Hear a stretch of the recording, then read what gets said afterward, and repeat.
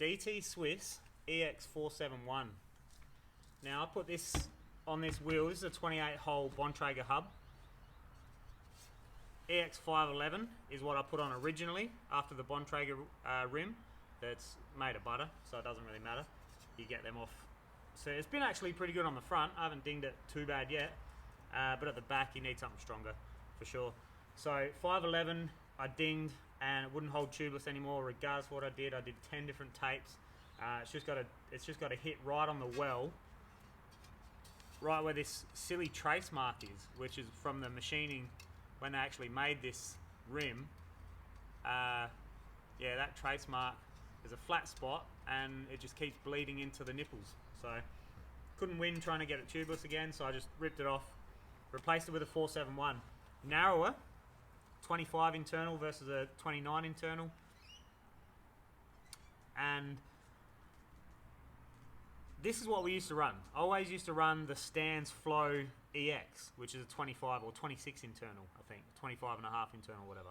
But around that ballpark, and loved it. Always loved it. Always ran 2.3 tires, but so 2.3 DHF, 2.3 DHR2, 2.3 High Roller 2.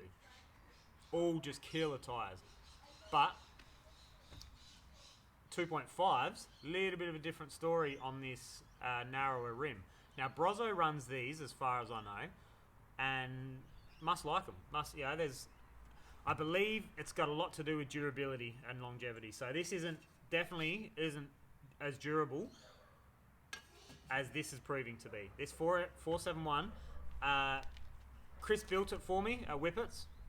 Built it up, I rode it, took it back to him, retensioned it, make sure everything was good, stretched everything in and whatever. And since then, I've put the spoke tool on it once, just to tighten up a couple of loose spokes, but it still runs straight and true. It's got ever so slightly a little bit of movement in it, but no vertical movement. Runs like a dream. It's the straightest wheel I've had for quite a while, the easiest wheel to keep straight for quite a while. Like I said, 28 hole, so easier to deviate and get damaged. Not quite as strong as a 32 hole setup. But I've taken so many hits. I've had a heap of, and this speaks to this aggressor's strength as well. Aggressor in a 29er double down is definitely stronger than the aggressors in the 27 double down. Don't ask me why, no idea, but I've cut a heap of the 27s double downs, but I haven't cut any of these 29ers. I've retired them, not cut them. So very good, very impressive. But these couple of hits that I took 3 in a row at Eagle on the Hill, same rock, twice the same rock, once another rock, and every time, especially the 2 times just out of the rock garden, the 2 times on that hit, it's like a pointy rock. I was sure I was going to flat, and I was sure I was denting the rim. But I'm running Cush core as well, obviously.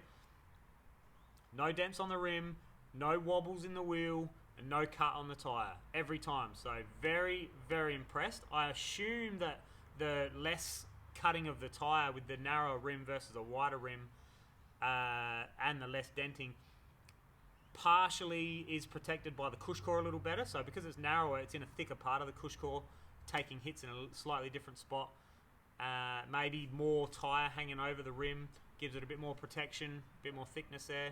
I'm not sure, but the hits it's taken would have dented this, or would have at least thrown it out of true for sure.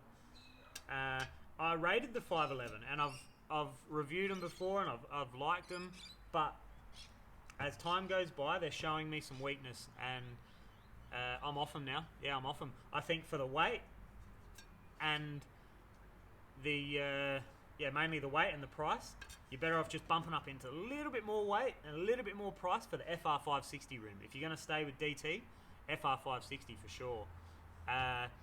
If you're going to go outside of DT, I really like the Flow EX3. I haven't bought, I'll get to that in a sec, I haven't bought one for myself, but I've tested them on a couple of different bikes and they feel strong. They feel really, really good. They feel like the FR560, to be honest.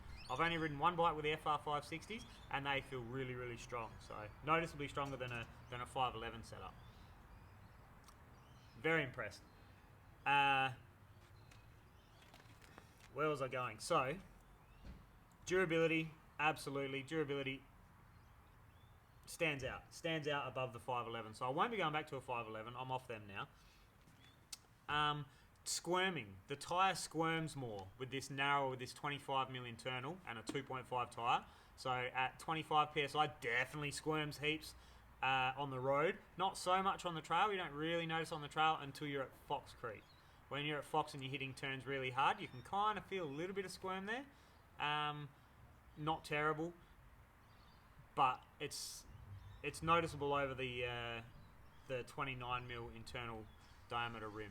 So higher pressures probably recommended if you're going to run a narrow rim like this. But if you're setting up a trail bike that you want to be super sturdy, but you want to run narrow tyres on it, the 2.3 minions or DHFs or the DHR2s or the high roller 2s, whatever, 2.3s, this 25mm internal is the size for you for sure, I think, anyway.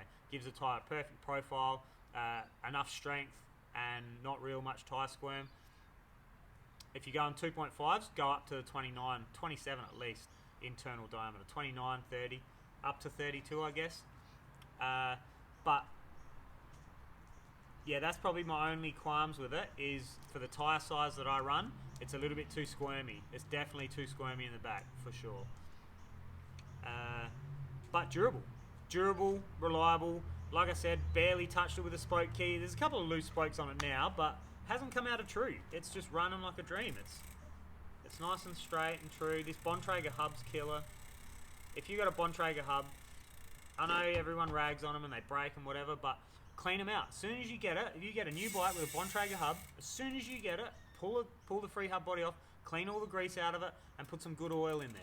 Because the oil keeps them running smooth as butter, and it keeps the pulls from sticking down. Because what's to me seems to happen is the pulls stick down, and then when you go to smash, it's not engaged quite right. So you've only got 2 of the 3 pulls engaged at that split second, because the grease causes a little bit of stiction, a little bit of stickiness. They stick down because the springs aren't very strong, and then they just tear the hub apart. They just tear them apart. So especially when you go the 108 upgrade.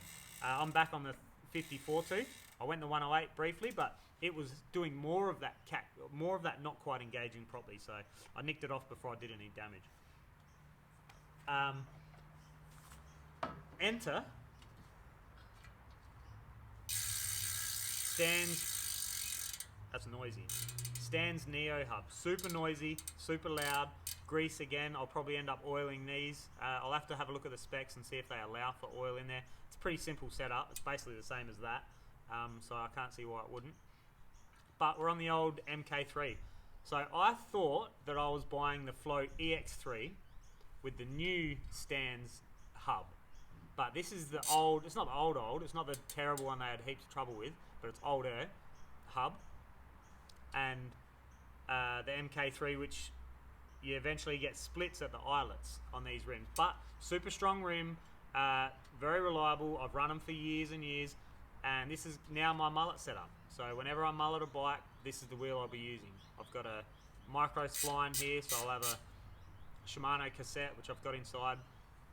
And this should be good. So if I read the fine print, I would have known I was getting this, but I was really looking forward to getting the EX3 and giving that a hard time, because I know it's a good rim, and I think it's going to be more durable than this one. But anyway, that's what's on in the future. Mullet's coming up. And the 471, if you're in the market and you don't mind the squirm and you run 2.5s, run them for sure. But for me, they're more of a 2.3, maybe 2.4 tyre. But very, very strong, very reliable, and trouble-free. Like I said, straight, true, no hops, and it's taken a beating. It took more of a beating than this, easily more of a beating than this, and she's fine. So impressed with the durability, impressed with the quality, impressed with the finish. But choose your tyre choice. If you go a wide tyre, you're going to get tyre squirm. So, all good. Ride your bike.